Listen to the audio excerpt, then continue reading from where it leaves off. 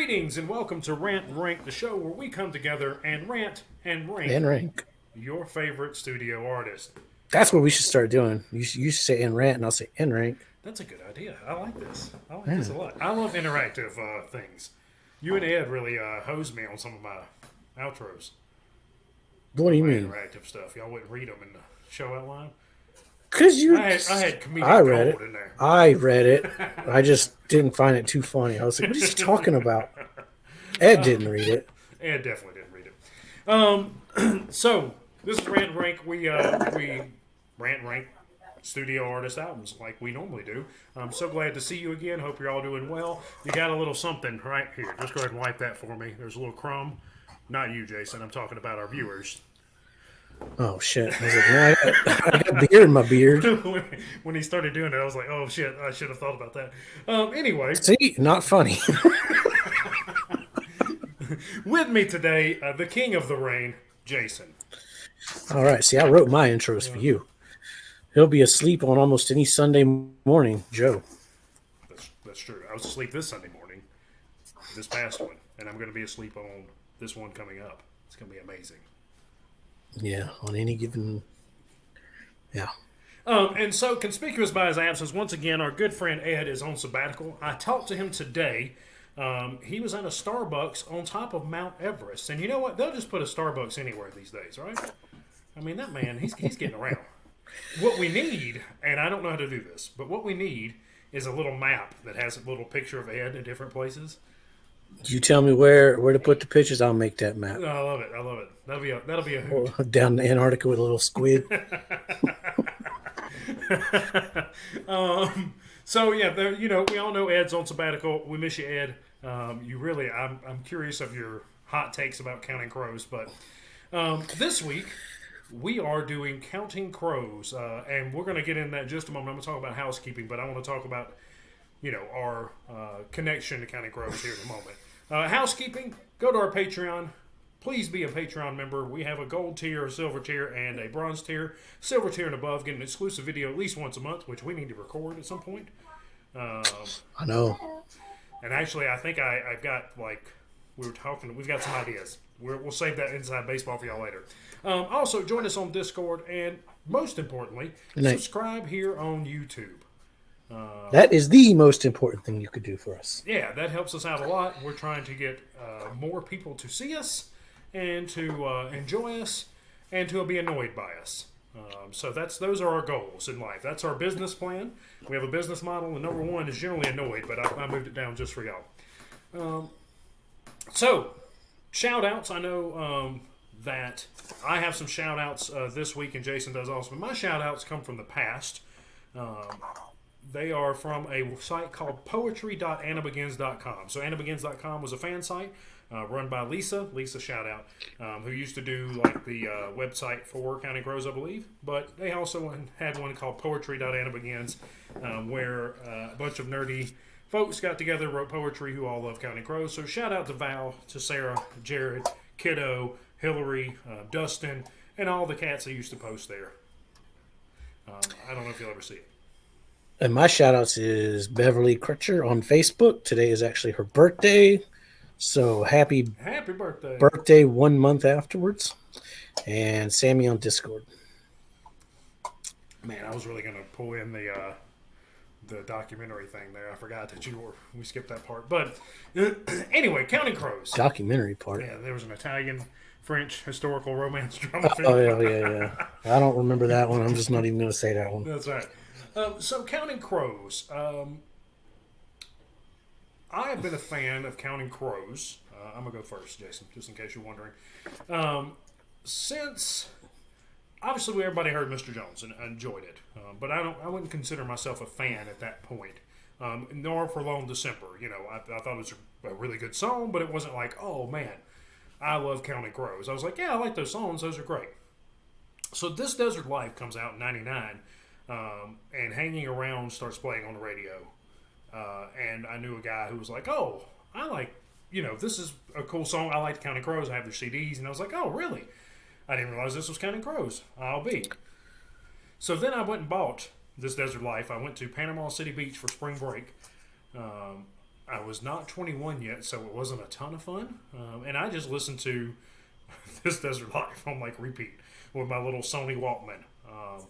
And it was so good. I was like, oh my God, this is amazing. So as soon as I got back from spring break, I went and bought Recovering the Satellites in August and everything after, and have been in love with this band since. This is my favorite band.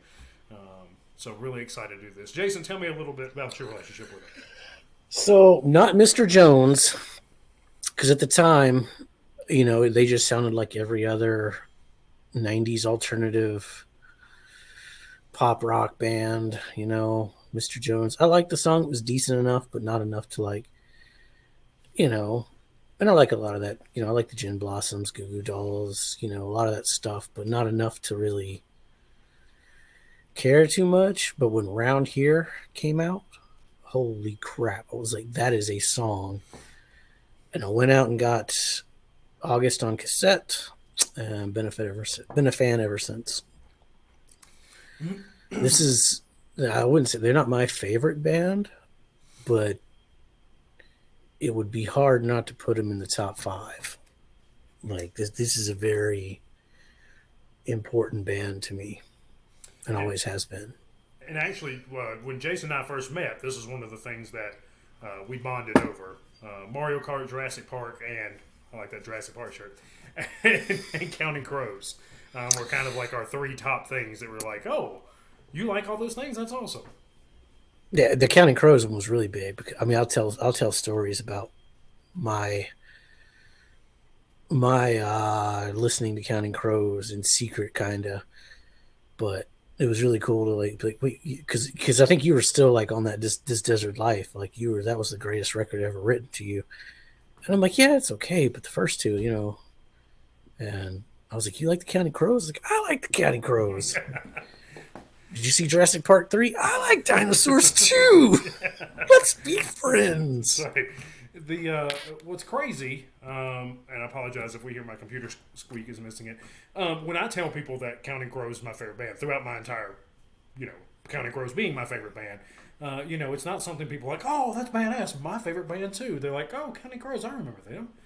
Or yeah, Mr. Jones, and I'm like, yeah. And so finding, you know, when I found Jason, he's like, I love Counting Crows. This is great. You know, it was a lot of fun. It was good stuff. Not a lot of people, they either like the Counting Crows as far as like, yeah, Mr. Jones and Accidentally in Love are fun, or they're just a one-hit wonder, they're forgotten about, they haven't done anything since the 90s, or they're like diehard Counting Crows fans like us. And so for this episode, we're obviously doing things a little different. There's just the 2 of us. Unfortunately, my work and time constraints for this week have caused us to have a little crunch and have to kind of fly off the seat of our pants. We're supposed to have 2 guests with us who also love Counting Crows, and I apologize, we just could not get together. We're kind of doing this they're going to launch their own Counting Crows only podcast. So maybe if we get that information by the time this comes out and all that, we'll have a link down there, because they're pretty big fans. They know a lot about the live stuff, and so maybe we'll link to them, and maybe we'll do a follow-up video at some point, cross-promotion type stuff. Yeah. Y'all's podcast better not suck, because if we're That's thinking right. something that's terrible, I'll be upset. We only do top quality here, you know. That's right. We're top-tier professionals. That's right.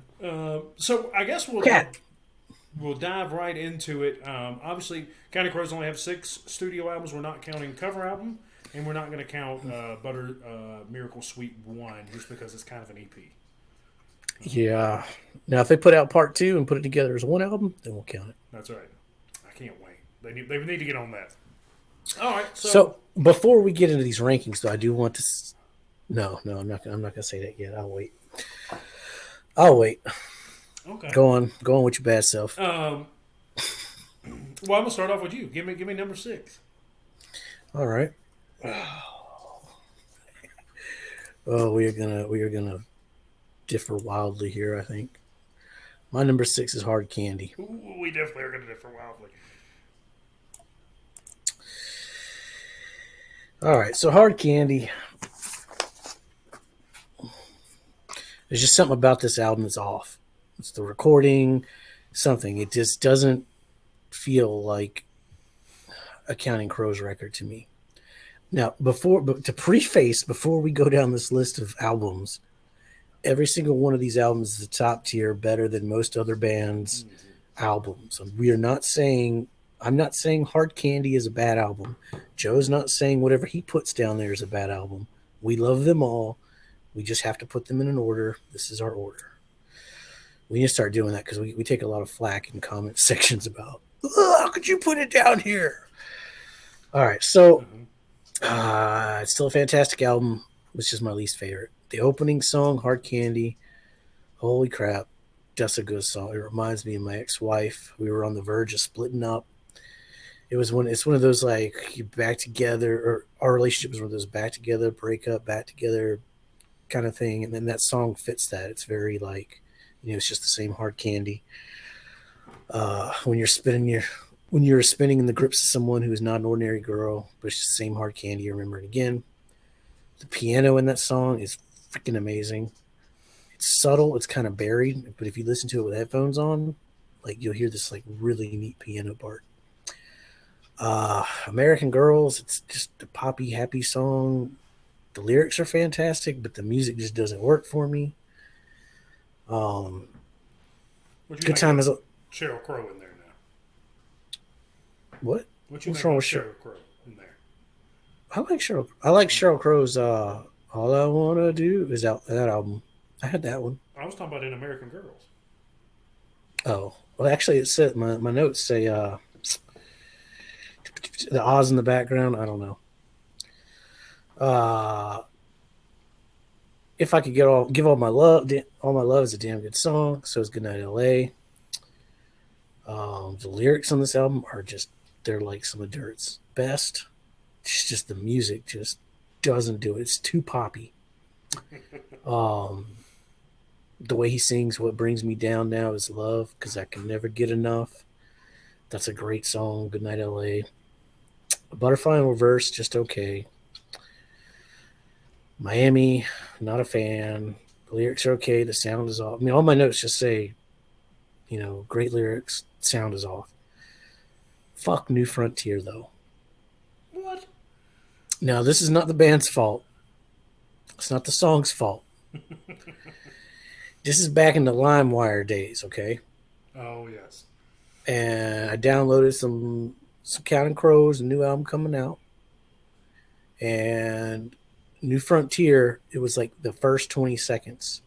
And I didn't listen to it, because you download it, you burn it to a CD, you get in your car, you're driving, you're like, yeah. And all you hear is that. It's just that opening, the first 20 seconds, and then it's the opening again. And it's like 3 minutes of this freaking opening. And it's still to this day, when New Frontier comes on, it triggers me, and I'm like, nope, I skip it. The song is okay. It's not, like I said, it's not the song's fault.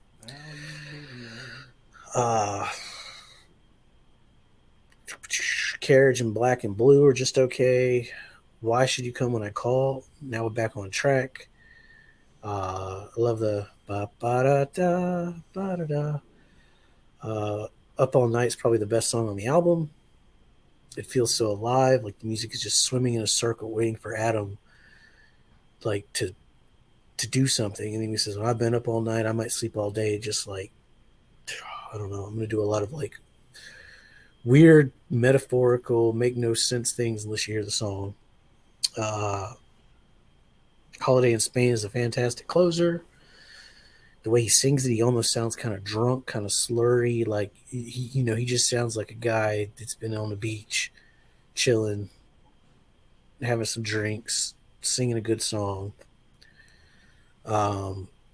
Big Yellow Taxi, that was a hidden track on the CD, I think. The original, before it became a single. Like, the version I had, it was like a hidden track. It's okay. It's a cover of Joni Mitchell. It's not a great cover of Joni Mitchell, but it's okay. So that's why Hard Candy is at the bottom. Okay. I got a lot to say about Hard Candy coming up. But it ain't here. My number 6 is Saturday Nights and Sunday Morning. Well, I got a lot to say about that later, too. So here's my, my disclaimer for all of this. Jason's always said all these albums are amazing. None of them have a business being number 6 on any list, but unless they're against themselves. Especially not Saturday nights. Well, especially not Hard Candy. But the thing whenever I was listening to this and when I listened to Counting Crows is I didn't run into a bad song throughout listening to it. Hell, I didn't even run into an okay song while listening to these albums. I've listened to great songs all the way through. The reason that Saturday Nights and Sunday Mornings here is and Jason and I did speak about this briefly.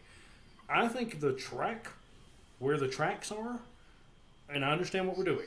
Half of it Saturday nights, half of it Sunday mornings. But I think if you'd mix some of these up and put them in different places, you'd have a contender to be number 3. Actually, I'm going to put my track order, what I think it should be at some point, either what you're talking about or I'm talking about it. That'd be good. Because I have my own track listing of it, what I think it should have been. I'm curious to listen to that because I don't have, I didn't sit down and go, because I think I could play with it also and be like, oh man, if I move this song here and this song here in a playlist and try to listen to it. 100%. I think I would enjoy this more. As it is, amazing. And 1492, this album starts off amazing. 1492, Hanging Tree, Los Angeles, Sundays, all amazing. Then you get roll into Insignificant, Cowboys. Obviously Cowboys, which is crazy. There's a star next to some of these, and I'm assuming they mean they were singles, but I don't. I know You Can't Count on Me was. Yeah, Cowboys was. Was Cowboys was? All right, it doesn't have a star next to it like, hey, this was a single at some point, but I was like, that song wasn't a single for them. I think. It was either Cowboys or 1492. They had a music video for one of them. It's just like under live, or they're like in a studio singing. Yeah, I know they had Washington Square and You Can't Count on Me. But surely When I Dream of Michelangelo wasn't a single off this thing. I think it was. Huh. All right, well. Anyway, Cowboys, all-time great Counting Crows song. I'm hitting the old Goog now. Yeah, hit a Goog for me. And then it just keeps rolling. You got, like I said, all these songs are amazing. Washington Square, When I Dream of Michelangelo, You Can't Count on Me, Le Ballon d'Or, Come Around on a Tuesday in Amsterdam Long Ago. Just also almost any Sunday morning, just all so good. And really there are some stars here that shine a little brighter than the rest of them as far as the songs go, like Le Ballon d'Or and Cowboys and When I Dream of Michelangelo, 1492 and Hanging Tree. And so really, like I said, track listing is the only thing. I think if you move some of these things around,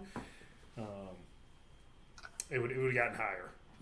All right, so 1492 was the A side. Michelangelo was a B side of a digital free download single. The lead single was You Can't Count on Me. Mm-hmm. And then there's been no follow-up physical singles. 2 album tracks have been served as airplay singles. It's Come Around and When I Dream of Michelangelo. That's so wild that Cowboys wasn't like their... It's a long song. It is long. Maybe that's the... God, it's so good. The problem is, by 2008, we didn't listen to the radio. We didn't have an MTV, We're just like New Counting Crows. So it's, it's not like that Mr. Jones down your throat the entire fucking time. That's true. 08. So I guess I was in Tuscaloosa? Yeah. So good. This album's amazing. And really, going back and listening to it again here, this is one that I have not listened to in quite some while from front to back. And that was awesome. I loved going back through it. So that's number 6. What's your number 5? My number 5 is not Saturday Night, Sunday Mornings. It's Somewhere Under Wonderland. Again, I love this album.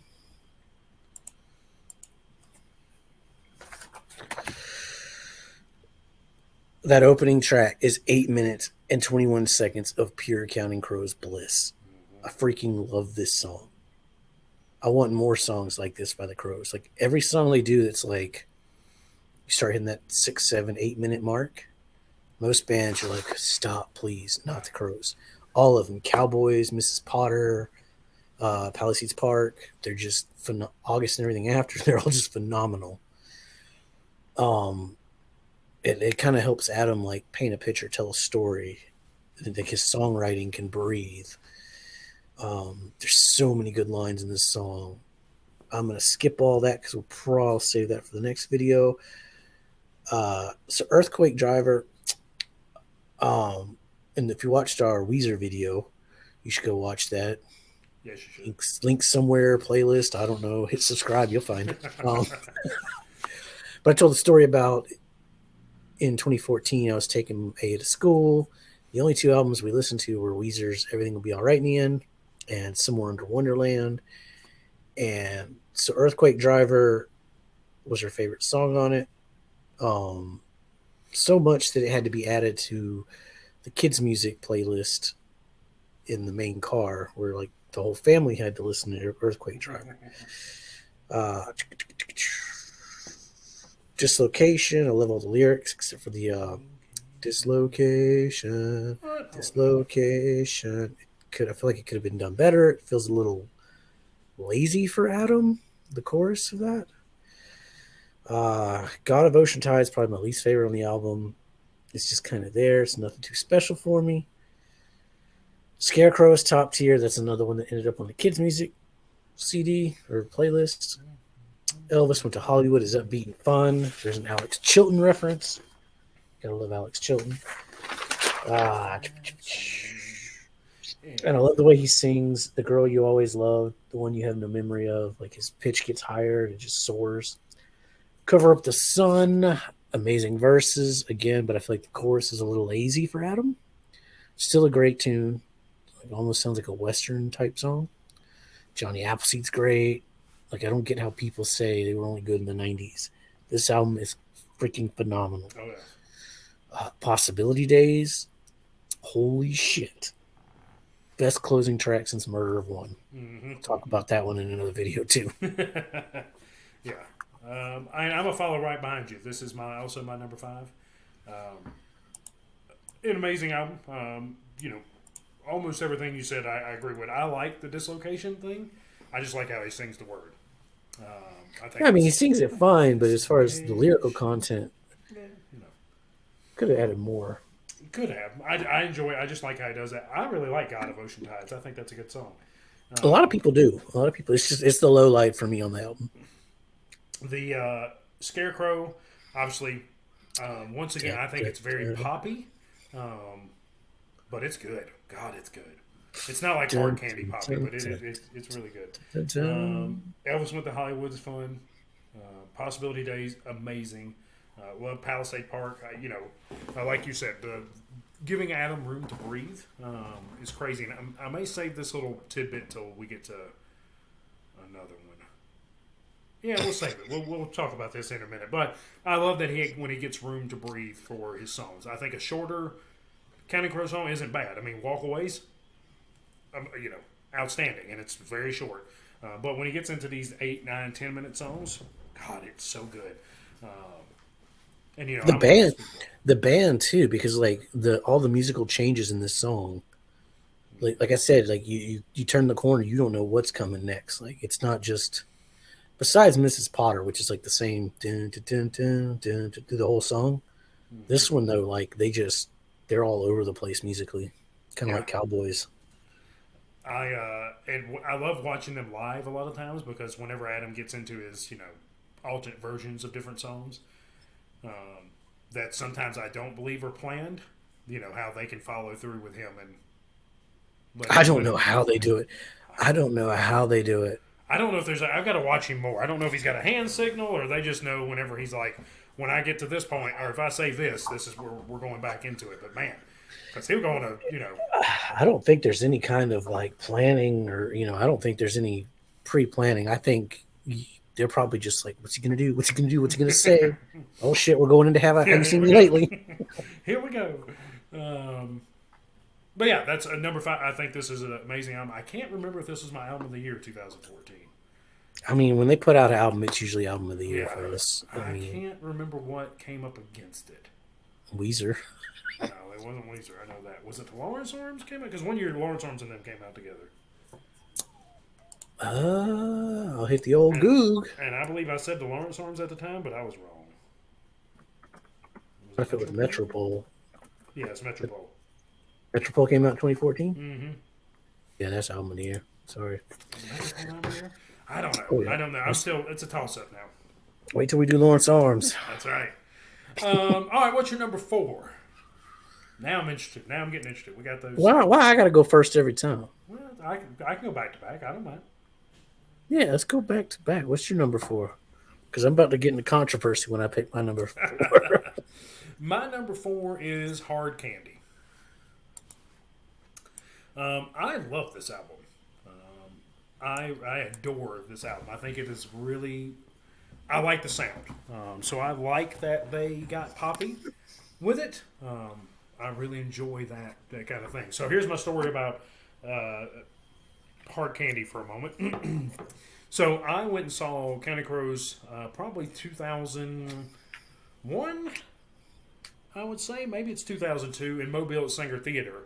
And they debuted, I want to say debuted, they played some new songs off of Hard Candy before it had come out. Let me see if I remember the name of the songs. I believe it was New Frontier in Miami. And I was like, holy crap, these are great. This is awesome. I'm really excited about this. And so I don't remember who I told. I probably told you. And you were This is cool. This is before the album came out? This is before the album came out. Oh, okay. So yeah, it was a great show. I was by myself. It was a great show. I just really got to sink in the music. But it was really cool hearing these new songs played live for the first time without being able to go back and go, oh, I want to listen to this. And at that time, about that time, wherever you were downloading your music completely legally, you trying to get something off of this new album that kept running into Black Crows. They'd name it Counting Crows, whatever, Miami or Counting Crows this, and it'd be the Black Crows every time. Hey, getting the Counting Crows, though, was still easier than trying to download Lawrence Arms Porno and Snuff Films album. Oh, that's true. That one was rough to get. Yeah, don't try to do that, kids. And I want to say this is a year after this came out. I was in California and won a radio contest to go see them play like a 4 or 5 song set at a radio station, and ended up taking Lisa from AnnaBegins.com. Her and I went. So that was a really cool thing. That's how I have my Counting Crows pick, wherever in the hell it's at in this house. I'll say. Anyway, Hard Candy. Really great album. I love the title track and opening track. It's an amazing track. Really, really good. American Girls, I like how poppy and upbeat it is. I love Sheryl Crow in the background making all those weird noises. Good Time is great. If I Give All My Love or Richard Manuel's Dead, just a top tier song. Good Night LA's awesome. I love Butterfly in Reverse, Miami and New Frontier. I think all 3 of those are really, really good. Miami and New Frontier have very weird sounds, that weird noise that you can't stand from New Frontier now. I really like.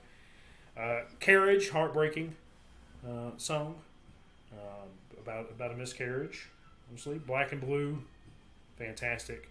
Why Should You Come When I Call? So, Adam has some weird, creepy Adam moments in some songs, and this one is, not as creepy as some of the other ones, where he talks about splashing his love across the page of a, porno magazine, but still a little weird, the phone sex kind of a conversation he's having there.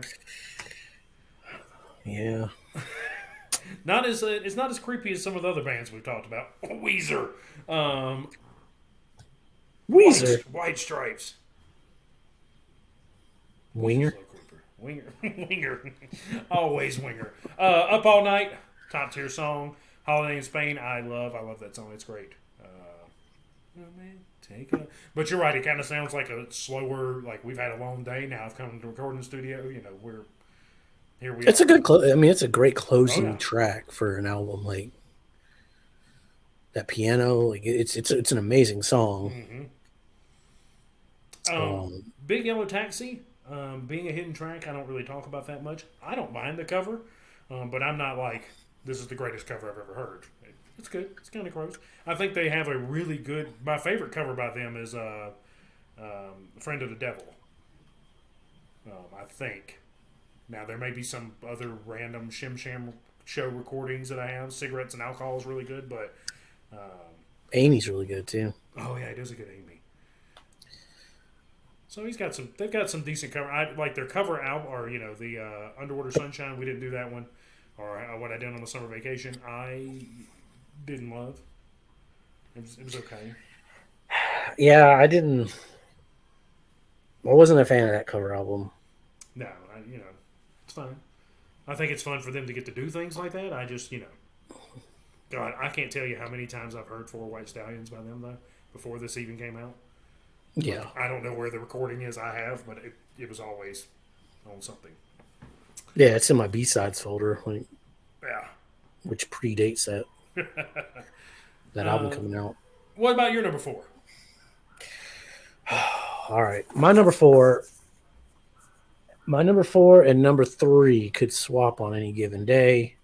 Really, any of these could swap, but just going on like the shortened amount of time and cramming all these albums back to back, I'm going This Desert Life. Sorry, Joe. That's all right. That's all right. That's not too far off. Um, which is kind of neat because when you were just telling a story about when you saw him live, was it the first time you saw him live? Yes. Okay. The first time I saw them live, first and only time actually, was Woodstock '99. Um, there was a lot of like testosterone filled, you know, corns and rages and limp biscuits and stuff. But the Counting Crows played too in the daytime. And we were going to leave. We left early because you could feel it was about to go down bad. And so like the people I were with, Brandon and them, started packing up, and I'm like, no, I am not leaving until I see the Counting Crows. So we walked over and we saw the Counting Crows, and they played Hanging Around, and so the song always kind of reminds me of that. But after that, we got the hell out of there and drove 22 hours, and my parents were freaking out because this is before cell phones. Like, oh my God, you're alive. I'm like, what are you talking about? Like, look at the news. Like, oh, okay, shit. Anyway, so this album, again, fantastic album. Um, a lot of my top songs from the Counting Crows come from this album. It's just the overall. I had to put it down here. This is the first Counting Crows album that I bought that it didn't completely grab me right from the beginning. Considering this was the third one, the first two like just they hit me. This one was like, hey, what is this hanging around? Like, this doesn't really sound like the Counting Crows, but it's okay. Mrs. Potter's Lullaby, again, we talked about the long songs. This one has so many quotable lines, like 7 minutes 45 seconds. Well, I woke up mid-afternoon because that's when it all hurts the most. If dreams are like movies, then wait. If dreams are like movies, then memories are films about ghosts. If you've never stared off into the distance, your life is a shame. Well, there's a piece of Maria in every song that I sing. Just so many good lines. Mm-hmm. Hanging around. I do like the little background noise, like the background vocals that you don't really hear unless you're really paying attention. Like when he says, "We spend all day getting sober, just hiding from daylight, watching TV." Very faintly, you can hear him say "fading away" in the background. 4 days, High Life at Speedway. That's when the album starts to drop for me. They're okay. They're decent. They're just not up to the normal standard Counting Crows level of what I expect. You got to remember, this is like, we only had 3 albums at the time. And now, after all these other ones, they still don't hold up. Colorblind's okay. I like the wordplay in it, but it's usually I skip that one because they played the crap out of it when that Cruel Intentions movie came out. All My Friends is fantastic. At 17, I had a better dream. Now I'm 33 and it isn't me. Holy shit. I Wish I Was a Girl. That's a top tier song. Mm-hmm. I'll save all of that. St. Robinson. Save that one. Kid Things is the hidden track. It's hilarious. It is so good. I'll let Joe talk about that one more because he wanted to put it in top songs. Yeah. But overall, I like the album. I love the album. It to me just doesn't sound like the Counting Crow. It's hard to explain because every album sounds different, but there's just something off about it. Not as bad as Hard Candy, and the songs themselves are so good. They're better than Somewhere overall. But like I said, this could easily move up a spot. This was hard. This was a freaking hard list to make.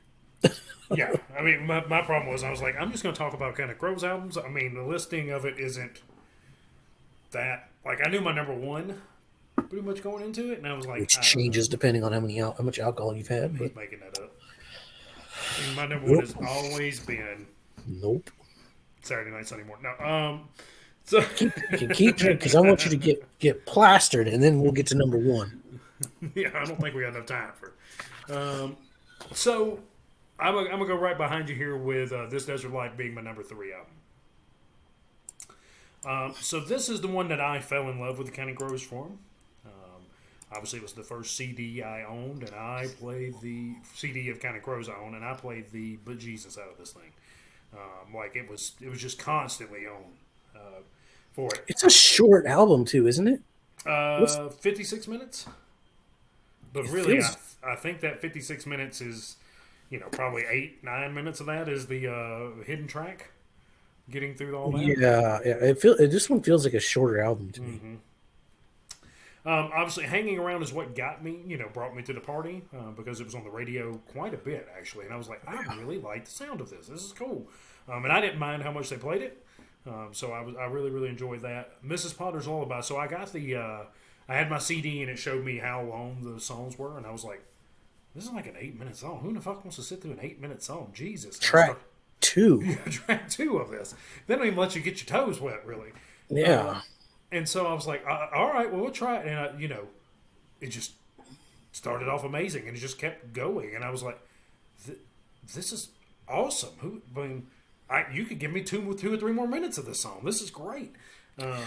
It shows how amazing his lyrics are. Because if you listen to it, the music is basically the same. Where I can remember, it's just that dun, dun, dun, dun, it just repeats. Like I don't remember the music doing anything too crazy. And I'm sure it does something somewhere there, but you're right. I think it's very repetitive musically, but you don't even notice it because he carries that song with the vocals or with the words, the lyrics. Yeah. The film's about Ghost being the title of their greatest hits album. So that when you were saying that, I was like, oh yeah, I forgot that Films About Ghost was the title there. But it being about a movie star he was after or in love with. No, who? Spill the tea. Who was it? Yeah, her last name was Potter. But yeah, that was I always thought that was a funny thing because it was always kind of the rumor mill, like, oh well, he brought him in and let her listen to it and wrote it for it, and I was like, that's hilarious that we have like a rumor mill about in 1999, 2000 era that about him bringing some. A movie star in. Anyway, I wish I was a girl. That song's. He was going through some shit. This album, and the previous album. Amy Hit the Atmosphere. I love the. I like how he says those lines, particularly in it. Hit the atmosphere. 4 days. I like 4 days. It's been 4 days in. So really like that one. All My Friends, all time great song. It's amazing. High Life is also really good. Colorblind, I really enjoy.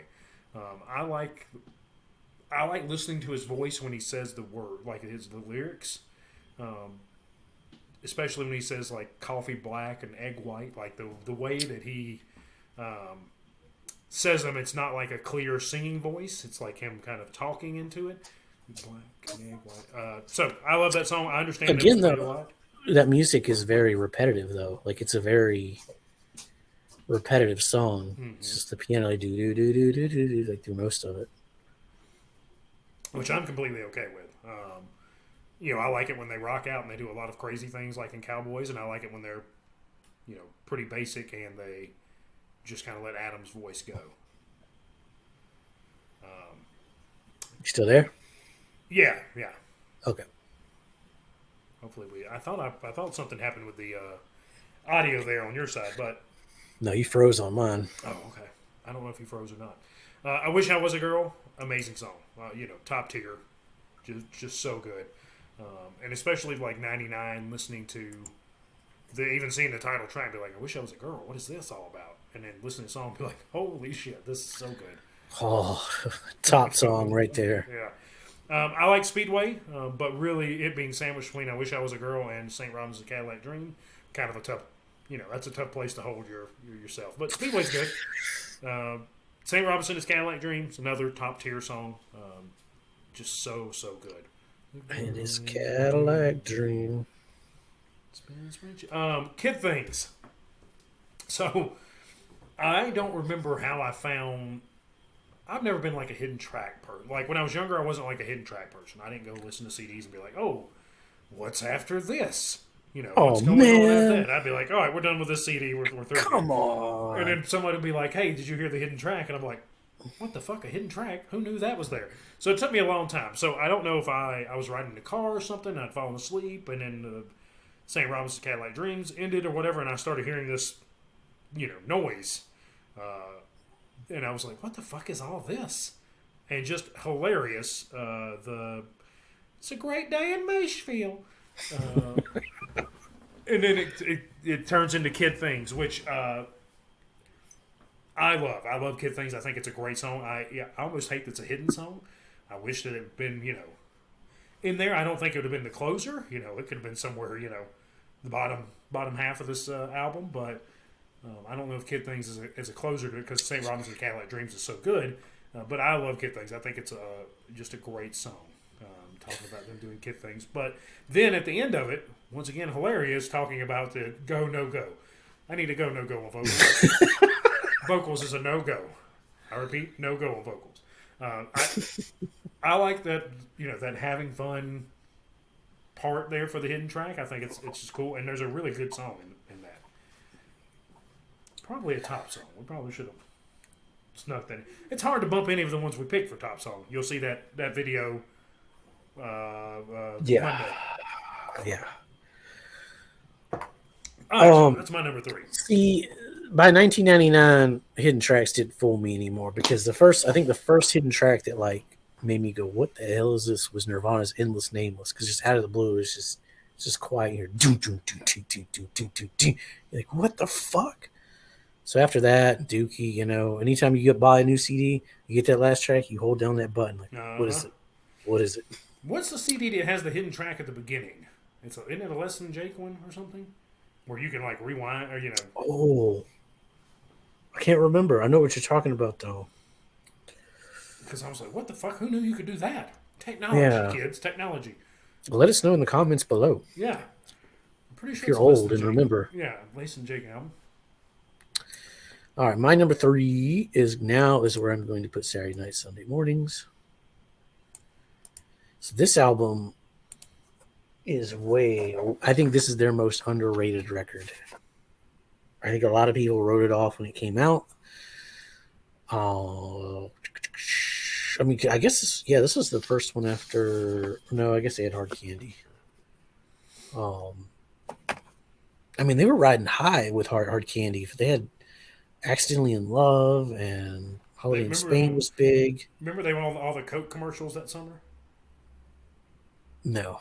There was like a beach Coke commercial. I think it was Accidentally in Love was the song playing, but they were on a Coke commercial in some beach, and they put out a thing for their fans about some people were worried about some people thought them selling out or whatever, and they're like, we drink Coca-Cola. They approached us and wanted to do something. We think it's fine. And I was like, who in the fuck are you apologizing to? They sold out, huh? Hey, Coca-Cola, if you want to sponsor us right now, I'm here. I'm there for it. I'll go walk on the beach. We can bring the Counting Crows along. It'll be great. Yep. We'll sell out in a second. But yeah, they were pretty high. They were running pretty high. They had Big Yellow Taxi, and then all of a sudden this one came out and they were back down in that sales slump, I guess. Mm-hmm. But to me, this sounds like a Counting Crows record. This is the first record since Recovering that they sound like the Counting Crows. Hard Candy's real poppy. This Desert Life is they tried a lot of different things. I don't know. There's those two albums just sound different to me compared to this one. It just sounds more like a band, like either a rock band or a the piano stuff. 1492 just rocks. That's an opening track right there. The freaking guitar solo in it. Hanging Tree's got those harmonics at the beginning. It's such a good song.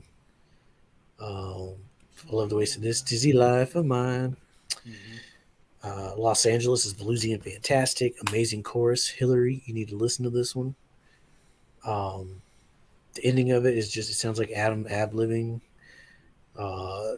Is that the Skinny Girls Get Some Tacos? Yeah. Hey, man, it's a really good place to find yourself a taco. Always thought it was weird that they had a song called Saturday Nights. That the Saturday Nights song, or the Saturday Nights half, has a song called Sundays on it. Uh-huh. It's good. The lyrics still fit the theme of Saturday Night, though. Plus, I haven't mentioned it on this channel, but I hate Sundays. I've always hated Sundays. I was born on a Sunday. It's been a running joke in my life. Fuck Sundays. So, like, the song works for me. Insignificant. My God, the way he sings this, his voice is amazing. It reminds me how he sang on Satellites, like kind of like their teeth, like he's painful. It's hard to explain. Cowboys, holy shit! This one is be on top songs. We'll talk about that one later and on Monday. Washington Square starts off the Sunday part just fine. It's super pretty. Sounds like August, but with better production. Almost Any Sunday Morning is fantastic. If you haven't got the reasons, just make up any reason, then pick it till it's torn. When I Dream of Michelangelo is so pretty. Seriously, this album is underrated. I can't see why you want to talk to me when your vision of America is crystalline and clean. I want a white bread life, just something ignorant and plain. Love Anyone But You. You Can't Count on Me is okay. It's more, kind of sounds like a Hard Candy song, but it's okay. Le Ballet is decent.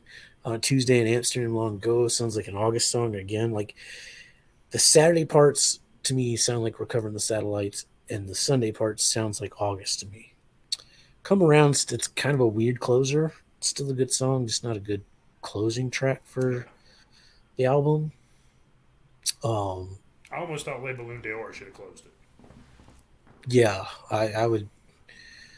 Yeah, but I mean, I love this record. I didn't realize how much I loved it until I went back and listened to it for this. Because I always knew the Saturday parts. The Sunday part, again, it's that placement of songs where like you pop in an album and it's just like yeah, and then it just mellows out. Whereas like a normal Counting Crows is like takes you. I guess we'll get into the roller coaster ride later, but it's the songs on this record to me feel like the Counting Crows, and it's sadly underrated. And I can't remember if I messaged you while I was listening to it, and I was like, holy shit, what I don't remember what I said exactly, but I was like, basically, who could ever hate this album? Or, how could you ever pick on this album? Because I know it's my number 6, but what what an album. I mean, the songs are just amazing. Yeah, I think, because I remember you and I talked about this, so we kind of explained in the Nirvana video how the whole reason we did this channel was because Joe and I would be up playing video games, drinking, and then we'd be like, somebody say, Counting Crows ranking, go. And then we would rank our discography off the top of our head, completely drunk. And you always put Saturday Nights at the bottom. And I was like, no, that's a fucking great record. And you're like, yeah, it's good, but, So now we see you still put it at the bottom. It's still great. I mean, it's still amazing. But like I said, I think that the tracks are just not in the way that. And I get what we're doing. Once again, I understand it's Sunday mornings for the first half, or Saturday nights first half, Sunday mornings the next. I understand what we're doing. It doesn't. To me, there's a flow issue toward the back. That Definitely. I think that would make this an amazing album if you just kind of mix some of those tracks around there. It's still an amazing album. I mean, I just think it'd rank higher for me. But you want to do number two first? You want me to?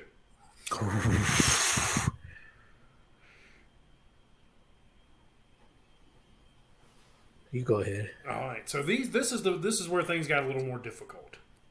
As This is far where it as changes depending on how much let's beer Joe's drink. hang on, let me go. Chug, My chug, number chug. two is all no. My number two is Recovering the Satellites, which all these albums are amazing.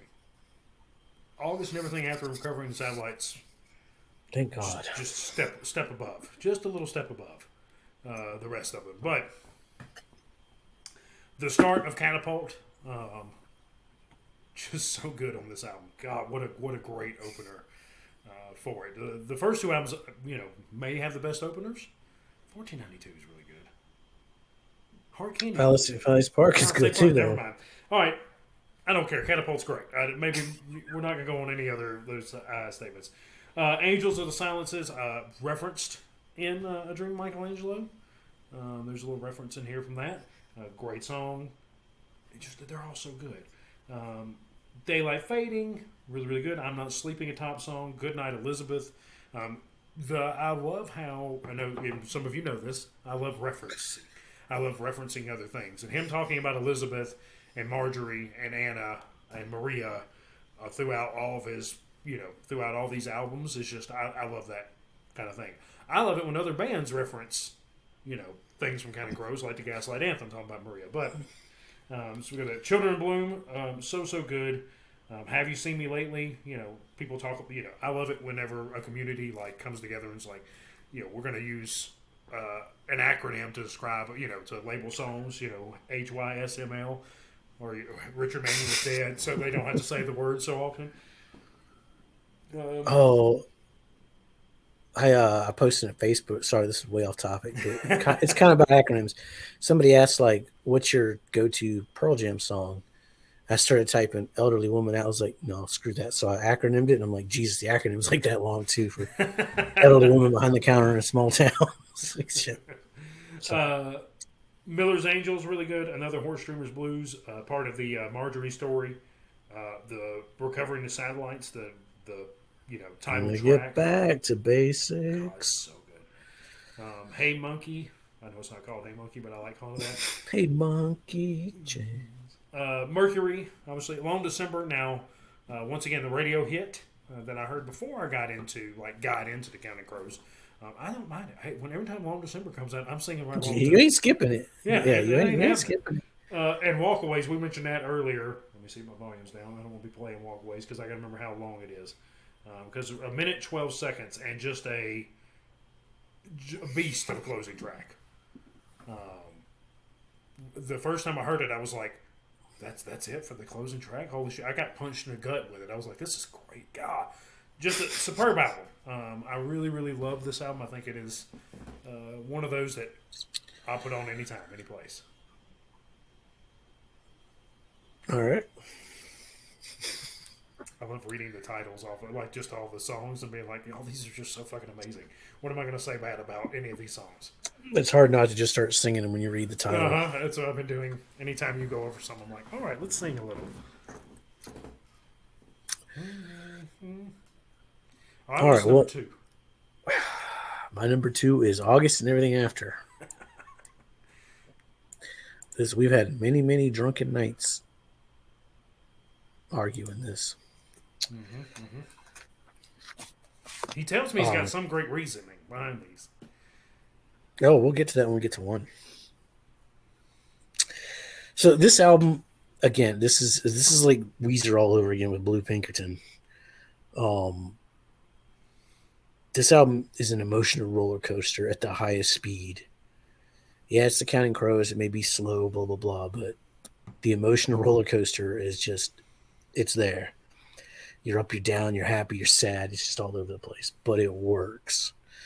This isn't an album to play in the background at a party. This is a sitting at home alone with your headphones and just experience it. This could easily be number one, but it's not for me. Around here, this is the song that got me in the Counting Crows. The song, like I said, the songwriting of this was just way above everything else that was coming out at the time, as far as, you know, not to bash these other bands that, I'm not saying the Goo Goo Dolls are bad, but You Won't Know My Name doesn't compare to the songwriting of this song. Omaha probably gets stuck in my head more than any other Counting Crow song. I don't know why, but that Omaha somewhere in the middle of America, get right to the heart of the matters. It's the heart that matters. Mr. Jones, great song, but it's not even a top 15 for me. I will say though, the line, yeah, well, gray is my favorite color, and if I knew Picasso, I'd buy myself a gray guitar and play. That kind of struck me as genius. Perfect Blue Buildings slows things down, but damn, that one's amazing as well. I remember listening to this on cassette back in the day, and this one had my 13-year-old ass in tears. That outro, Adam sounds like he's on the verge of tears himself.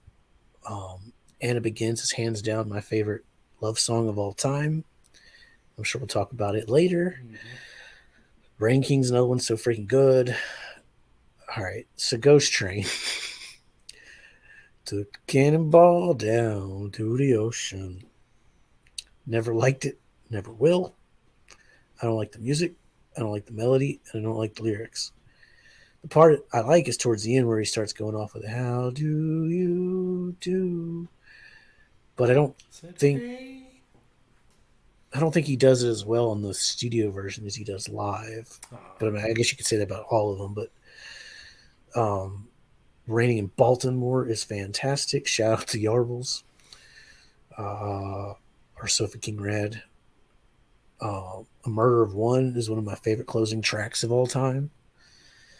It just kind of it ends the entire thing on a more upbeat song with some of the best lyrics Adam has ever wrote. Oh, you're counting the crows.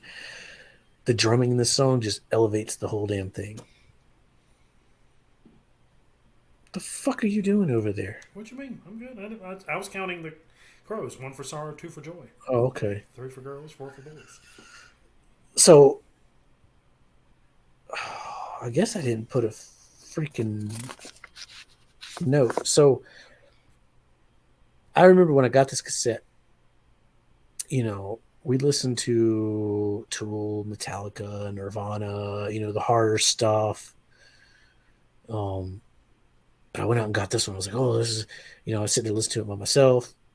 And I couldn't tell anybody because I listened to Counting Crows because they make fun of me.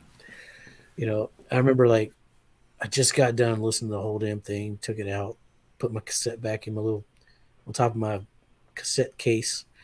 And my friend Michael walks in because he never knocked. Dude practically lived there, but he came in and he's like, he's like, what is this? This is Counting Crows. This is wuss rock. Like, fucked with me about listening to it. So shout out to Michael Fowler. So, actually, I do talk about this later. Never mind. But anyway, there's a little tidbit. We'll get to that later. A little aperitif, as they call it. Yeah. Part one. Yeah, I can't remember what the other CD I got for that spring break was, but I bought 2 CDs, and this is the only one I think I listened to. Do you know what else came out this day? Hold on. Let me look something up real quick. I think this is like one of the greatest days of musical. Oh, shit. Yeah, I'm excited. I was talking about hanging around time, but. Yeah, that's what I'm talking about. Oh. Well, I'm talking about the album day. This Desert Life or August Everything After? Oh, I thought you were talking about This Desert Life. Yeah, it was. Yeah, that's what I'm talking about. Perfect. Let's see. November 2nd, 1999. Let me look at something else real quick. Google, you can still sponsor us. We still use you. Yeah, actually, I'm using Microsoft Bing. Microsoft, you can still sponsor us. We use you. Yeah, okay, it is the same. 3 albums came out that same day. Okay. Counting Crows, This Desert Life, Rage Against the Machine's Battle of Los Angeles. Oh, shit. And the Foo Fighters' There's Nothing Left to Lose. Damn. All came out on that same day. Yeah, I worked at a CD store, so I spent like $40 that day buying these 3 albums. So that might be another reason why this album didn't hit me as hard, because Battle of Los Angeles like blew me away. Mm-hmm. And then you got like probably one of the top Foo Fighters albums. So it was a good year of music, or a good month in music. 99 was kind of weird, but that'd been a hell of a day. yeah. All right, number 1. So no secret here. My number 1 is going to be August and Everything After. Whereas This Desert Life brought me into the Counting Crows, August and Everything After made me fall in love. Round Here is my favorite song of all time. It's my top song. I love that song. I'll listen to any version that's out there. I've got 13-minute versions. I have 10-minute versions. God, it's amazing. It's so good. His alternate versions are really good. There's one, I don't know what kind of janky ass bootleg version of this song came in, but it's really, really good. But there's like a really loud audio pop toward the end that every time I listen to it in headphones, scared the shit out of me. Still does to this day. It's like bop, and I'm like, oh, holy. Bop. That's right. It's Hanson just pops in there. I saw Hanson. This is an aside. I saw Hanson like at the Beach Boys like tribute thing not long ago, like on TV, and I was like, "Holy shit, that's Hanson!" Anyway, they don't look like little children anymore. I showed Aya one day. I was like, "All right, look at this song Round Here. Look at the time of the video. It was like on YouTube." And she's like, "Okay, yeah, I don't remember the exact time." She's like, "Okay," and I was like, "Now look at this Round Here. Like, here's an 8-minute version." She was like, "What? How?" And we listened to it. She was like, "Oh my god!" And I played a different version. It was like 7 minutes and a different version. She was like, "That's amazing." He can just go. I mean, favorite song of all time. So good. We'll discuss it more on another video here. But love that song. Omaha, like you said, is a song that gets stuck in your head anytime. Somebody talks about Nebraska or anything around that area, we've got Omaha in my head. And I love it. Mr. Jones, this is going to sound crazy. I think Mr. Jones may be an underrated song. I know that everyone listened to it on the radio and enjoyed it, but like the lyrically, it's really good. It surprises me all the time when I start paying attention to it, instead of just singing along like you do on the radio. So I think it's lyrically underrated.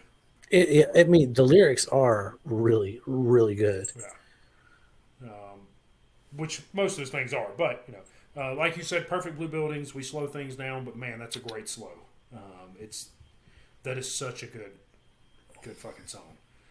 Anna Begins, amazing, top tier, great love song. Once again, we're getting back into Anna. I love Time and Time Again. I like how he slows it down with Time and Time Again once more. Time again. Rain King, top tier song, just so amazing. I love Sullivan Street. I don't mind Ghost Train. I actually like Ghost Train. I like took the cannonball down. I love that to the ocean. And I think it's in a good spot in the album. I think Ghost Train fits right where it's supposed to. Raining in Baltimore is amazing. A Murder of One of the best closing tracks ever. Dun, dun, dun, dun, dun. That drumming. Yeah. So, yeah, number 1. This is a perfect album. Number 2 is a perfect album. Number 3 is a perfect album. Number 4 is a perfect. So all these are amazing, but this is where I fell in love. All right. Well, no surprise, mine is Recovering the Satellites.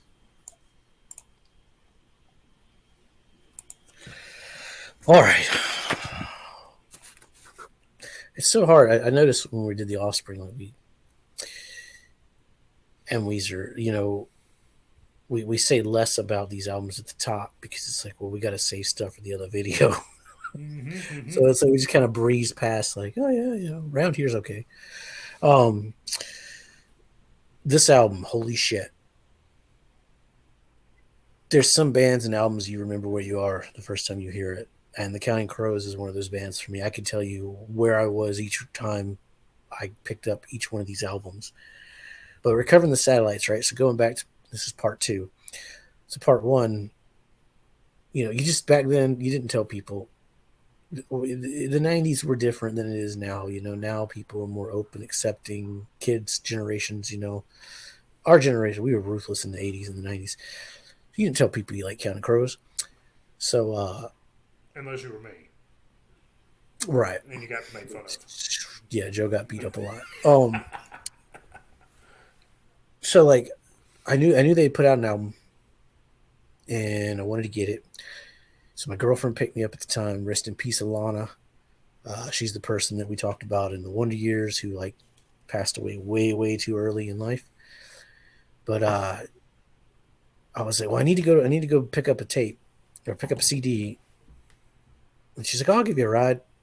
So I was like, well, shit, I'm not. She's gonna make fun of me because I'm picking up the Counting Crows. I go in there and I pick up Recovering the Satellites. And she's like, oh, you like Counting Crows? I'm like, yeah, they're okay. And she's like, oh yeah, that's cool.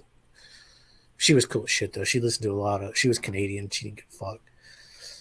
So anyway, we drive back home, get out of the car, walk up the driveway with my CD player on, my portable CD player. First time I hear Catapult, holy shit. Got to my front door. I could hear my parents fighting. I was like, because they fought a lot at the time. Turned around, I was like, nope, not dealing with it. Turned around, walked halfway through back up the driveway, middle of the yard, sat down, listened to the entire fucking album. Had me in tears. Again, they were 2 for 2 for having my ass crying.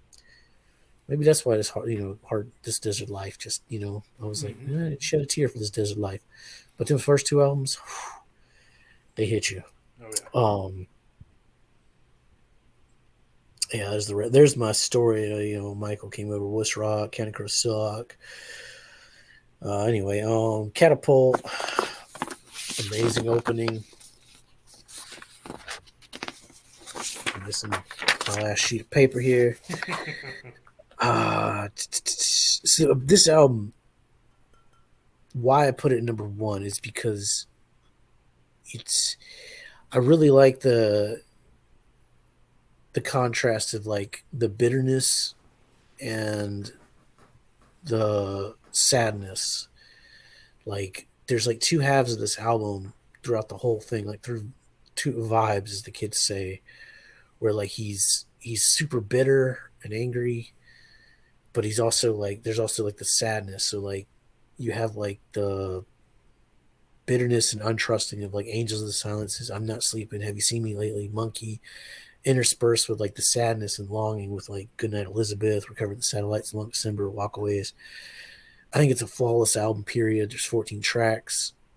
Another Horse Dreamers Blues. We'll talk about that one later. Yeah, there's not much else I could say without like getting into the individual songs. Great flow through the whole album. Like this album doesn't have any. There's no roll. There's no like, this is a problem. Now the thing with August, there is like some real slow songs that pop in there in the middle, but I don't think that's an issue because of what the songs are. Like this one doesn't have that. Right. It's pretty steady throughout. I watched some ranking on YouTube, and they were like, so one guy's like, "Oh yeah, that like Perfect Blue Buildings, time and time again, Anna Begins." Like, ugh. It's like, what are you talking about? You're talking about that is Counting Crows. Get out of here! Jesus Christ!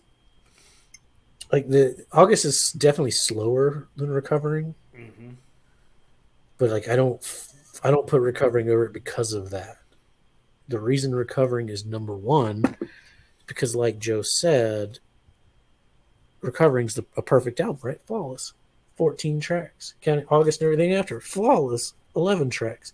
Therefore, Recovering wins. I knew it was going to be math. I was like, I know he's going to say it's because it's longer. Actually, I did that whenever I was looking after I said mine. I said that I started looking to see how many tracks. That's what because you were over there doing that. I was like, oh shit, he's counting the tracks. That was me just counting, but no, I did that earlier. I was like, oh, it's going to be 14. That's why. That's hilarious. Plus, it loses like half a point for the Cannonball song. Yeah, I always forget that that's like one of your things. You're like, I hate that song. I don't know why. Like, I don't skip it. But when it comes on, I'm like, yeah, now it's time to go. This is bathroom break song. Yeah. But I love. I have the. I wasn't even showing my vinyl off. That's how much I love. I've only got one. I've got like a '96 printing of Recovering the Satellites. That's awesome. Oh yeah, I got that one too. Mm-hmm. I got 2012 Gatefold August. Is it a cool thing or is it just a black one? I can't remember. Mine's just black. All mine are black. Oh, yeah, hopefully mine's a cool one then. And then I got Somewhere in the Wonderland. It's black. Yeah, all mine are. Well, you know, Now we want to give a shout out to Adam Duritz and the Counting Crows. Repress This Desert Life on vinyl. Screw the scalpers. We need to buy it. Yeah. And Hard Candy and Saturday Nights while you're at it. Actually, if y'all just send me a box full of vinyl, that'd be great. Live albums, whatever you want to do. You ain't gotta send. I'll pay for them. Just I'm not paying like $80 for them or more. Right. Come on, repress that shit. So Counting Crows, obviously we've gushed over Counting Crows. We talked about how our relationship with them and how we met. My favorite band.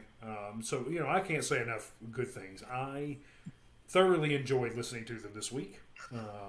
Last week was Offspring, and it was yeah. It was different, Also, and I know. Shout out to Bill. Appreciate him coming on last week, and he really enjoys him using workout music. Not as enjoyable to me as this. This was like coming home. It's like a warm embrace for Counting Crows. So, just a lot of fun. I did nothing but sing in my car for a week straight. The people at my work probably couldn't stand it because I'm singing Counting Crows when I get there. Scarecrow, you go. That's right. Waving to people, hey. Been hanging around this town right here. Yeah, y'all sing along. Yeah, so I mean that's about the end of my my last words for it. What you got, Jason? Any parting words? Yeah, I mean it was. I know all these albums very, very well, but I still had to listen to them for this, take my notes, and pick up on the nuances and stuff that you're probably going to see a lot lacking in the next video. But yeah, I mean, I love the Counting Crows. I've always loved them. Now I'll tell people, fuck you. Counting Crows are awesome. Mm-hmm. I think they stand out compared to a lot of those one-hit wonders of the 90s. I mean, I know they had a couple hits, but like they get lumped in with that, the Goo Goo Dolls, which they had more than one hit, but Gin Blossoms and all that stuff, like the 90s alternative soft rock stuff. But I think Adam Duritz's songwriting ability just is miles and miles above what people give him credit for, or I mean, even now, 2021, that Butter Miracle thing is phenomenal. Mm-hmm. Like, we didn't even talk about that, but like, please give us the rest of that. Like, yeah, let's get Sweet 2, guys. Come on. God, and the Tall Grass, like the whole, like they don't have a bad album. They're a lot of these bands we do. It's like I don't want to say the Offspring because I liked all the Offspring. Weezer, you can't really count Weezer because they're just all over the place anyway. But a lot of bands with 14 albums, you can't have all great albums. Yeah, I mean, you can't put out the Gratitude and defend it. But a lot of bands like if we did the Goo Goo Dolls, I'm pretty sure it would be Dizzy Up the Girl and A Boy Named Goo. A Boy Named Goo, and then we have to listen to like 7 albums after that. And it wouldn't be like the Crows for us. Like the Counting Crows, we still follow. We still get excited when there's a new song. Just an amazing band. Yeah. I was actually watching YouTube videos of their live performances 2 nights ago. You could go down a rabbit hole just watching the Crows live. Like, I want all their live stuff, but I'm like, I don't want to pay for like that streaming service to do it. Which is fine. I mean, I know people who do it. That's awesome. But I want them. Like, do they put all their stuff out? Like Nugs, Nugs.com. They put all their live shows out. Oh, wow. I didn't know that. I know Pearl Jam does that. Like, they record every show they put on. I was like, that's badass, but I also want them. So I don't want to just pay for a streaming service forever and be like, oh, this is cool, but I want to own them. I mean, I've only seen them live once. It was at Woodstock, which was, it was very hot. so I had heat exhaustion and couldn't focus straight a whole lot. But some bands you see live, like Green Day, I love Green Day, but when you you watch a Green Day show now, it's like they're gonna play the hits and they're gonna play them in the same order, and it's gonna be the same show with just slight variances all across the country. The Counting Crows, though, it's like you don't know what you're gonna get. You don't know what Adam's gonna do from one song to the next. It's amazing band live. Like I've seen them 3 times. So I saw them Singer Theater in that K Rock or whatever. I don't know where, San Francisco, and in Tuscaloosa Amphitheater. And I'm hoping to see them this September at Red Rocks. They need to come back here. Mm-hmm. Now, if you're in Albertville, Alabama, sometime this summer, they're going to be there. I don't know why. Albertville, just a mecca of Counting Crows fans. Give us This Desert Life on vinyl, Adam. Please. Everyone at Adam Duritz, tell them to repress This Desert Life. That's right. So, that's been our Counting Crows rant and rank. Thank you so much for watching. We really appreciate you. Hopefully you enjoyed it as much as we did. Let us know your ranks below in the comments and on our Discord. We'd love to see them. We love talking about Counting Crows. So Counting Crows might be the basis of this whole thing starting. So we appreciate you. Please like, share, subscribe, and at Adam Duritz. Hey, let him know we love his band. We love the Counting Crows. We'd love for him to reissue some vinyl. We'd love for him to, I don't know, send some cool, autograph merch or come on the show or, just say hey to Old Drunken Discography because we're big fans. Until we see you next time, stay safe, make good decisions.